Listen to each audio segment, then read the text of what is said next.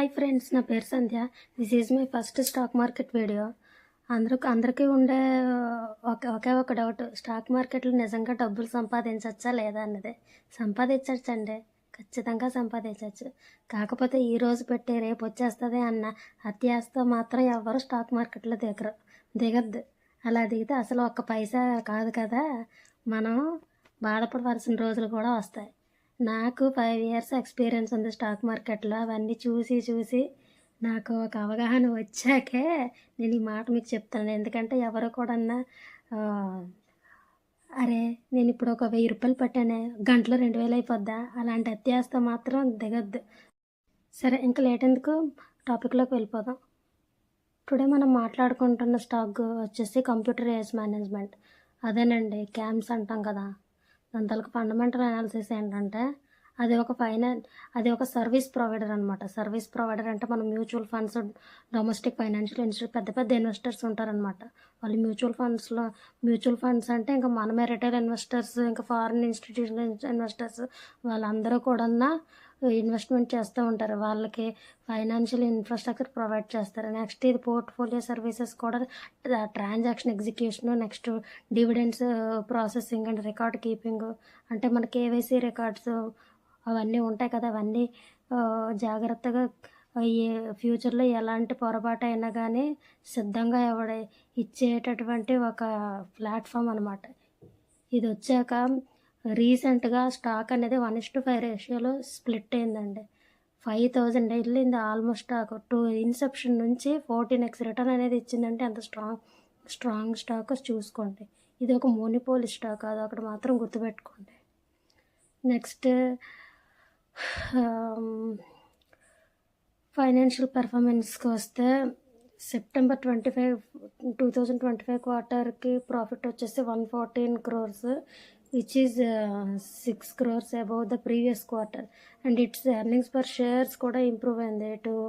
ఇంతకుముందు 4.61 ఉంటే ఇప్పుడు 4.65కి లాస్ట్ ఫైనాన్షియల్ ఇయర్కి మారిందనమాట.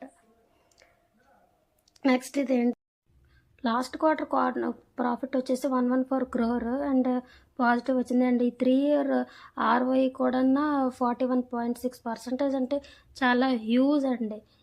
ఒక మోనోపోలీ స్టాక్, ఒక ఫండమెంటల్లీ స్ట్రాంగ్ స్టాక్ కాబట్టి ఇంత రిటర్న్ ఇవ్వగలిగింది. నెక్స్ట్ హెల్దీ పేమెంట్స్ కూడా కంపెనీ అనేది ఇస్తుంది. కంపెనీ అనేది ఆల్మోస్ట్ డెప్ట్ ఫ్రీ. అండ్ ఇది స్మాల్ స్కేల్ ఇండస్ట్రీ కింద ఇప్పుడు కన్సిడర్ అవుతుందండి. ఎందుకంటే స్టాక్ స్ప్లిట్ అయింది కాబట్టి, ఇంతకుముందు ల్యాక్స్లో ఉండే లార్జ్ క్యాప్ అనేది 1:5 రేషియోలో స్ప్లిట్ అయింది కాబట్టి ఇది స్మాల్ క్యాప్ కింద కన్సిడర్ అయ్యి ఇప్పుడు 18,700 crores దీని క్యాప్ అనేది ప్రజెంట్ ఉంది. అండ్ 4 times ఇది నియర్లీ 4 times డివిడెండ్ అయితే ఇవ్వడం జరిగిందండి.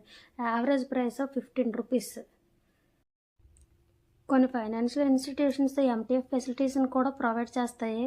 కావాలంటే ఆ విధంగా కూడా తీసుకోవచ్చు. MTF ఫెసిలిటీ అంటే మార్జినల్ ట్రేడింగ్ ఫెసిలిటీ, అంటే మనం ఒక్క స్టాక్ ప్రైస్కి మనం 4 కొనవచ్చు. నెక్స్ట్ సపోర్ట్ రెసిస్టెన్స్ లెవెల్స్ తీసుకుని, సపోర్ట్ అనేది 725 అండి, రెసిస్టెన్స్ అనేది 800 లెవెల్స్లో ఉందండి.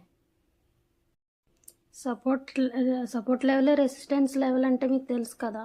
సపోర్ట్ లెవెల్ అంటే ఆ ప్రైస్కి కిందకి పడితే మన స్టాక్ డ్రౌన్ ట్రేడ్లో ఉన్నట్టు, రెసిస్టెన్స్ 800 పైకి వెళ్తే అప్పుడు షార్ట్ టర్మ్ టార్గెట్ వచ్చేసి స్టాక్కి 800 rupees ప్రైస్ ఉందండి.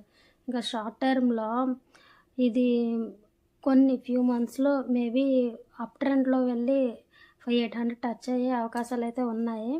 ఎందుకంటే ఈ స్టాక్కి హ్యూజ్ డిమాండ్ కూడా ఉంటుంది. అండ్ లాంగ్ టర్మ్ టార్గెట్ అనేది 900 వరకు ఉంటుందండి. ఎందుకంటే రీసెంట్గా ఫైనాన్షియల్ రిజల్ట్స్ అవన్నీ వచ్చిన తర్వాత ఆల్రెడీ స్టాక్లో చాలామంది ముందే పెట్టి దాని తలక లాభాలను చూసిన వాళ్ళు మళ్ళీ స్టాక్లో పెడుతూ ఉండే అవకాశం ఉంటుంది కాబట్టి they will definitely by this stock for a long run అండి. మేబీ ఫైనాన్షియల్ ఇయర్ ఎండింగ్కి అది మార్క్ టచ్ చేసే అవకాశం అయితే ఉందండి. అంటే టెక్నికల్ ట్రెండ్స్ కూడా చూసుకుంటే ప్రజెంట్ స్టాక్ అనేది డౌన్ ట్రెండ్లోని ట్రేడ్ అవుతుంది. ప్రజెంట్ లాస్ట్ ట్రేడింగ్ ప్రైస్ వచ్చేసి 755 రేంజ్లోని ఒక రెడ్ క్యాండిల్ ఫార్మ్ అయిందండి రీసెంట్గా. సో దాని నుంచి కొన్ని రోజులు డౌన్ ట్రెండ్లో ఉంది, మళ్ళీ అప్ ట్రెండ్కి వెళ్ళే ఛాన్సెస్ అయితే ఉన్నాయి. ఎందుకంటే చాలా రోజులుగా అది సైడ్ వేస్లోనే ఉంది. కానీ మీరు ఇన్వెస్ట్ చేసే ముందు మాత్రం స్టాక్ని రీసెర్చ్ చేసి ఇన్వెస్ట్ చేస్తే బాగుంటుందన్నమాట. And with financial result coming financial results డిసెంబర్కి వస్తాయి కదా, జనవరిలోనో ఇప్పుడు ఆడిటెడ్ రిజల్ట్స్ వస్తాయి. దాన్ని బట్టి దాని మొమెంటం అనేది ఏదర్ అప్ ట్రెండా డౌన్ ట్రెండ్ అనేది, అండ్ ఇంకొన్ని ఈవెంట్స్ అవి ఏవేవైతే అనుకోని ఈవెంట్స్ కొన్ని కూడా స్టాక్ మార్కెట్ని డిసైడ్ చేస్తాయి అన్నమాట. నెక్స్ట్ ఇది మోనోపోలీ స్ట్రాంగ్ ఫండమెంటల్స్ ఉన్న స్టాకే అండి. ఈ స్టాక్లో ఆల్రెడీ పాస్ట్లో చాలా గ్రోత్ అనేది మనం చెప్పుకున్నాం కదా, 41.6% గ్రోత్ అనేది, ఒక మంచి గ్రోత్ అనేది ఈ స్టాక్లో ఉందండి.